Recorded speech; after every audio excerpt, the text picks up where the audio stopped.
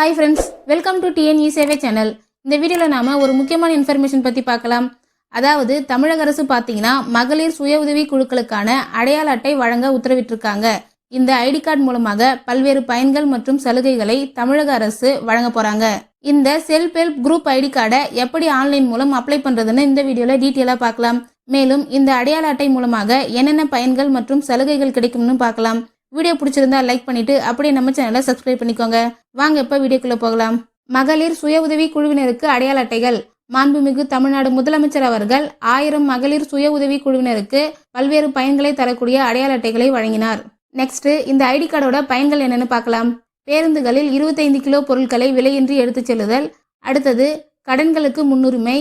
Next, Co Optex 5% தள்ளுபடி மற்றும் ஆவின் கடைகளில் தள்ளுபடி.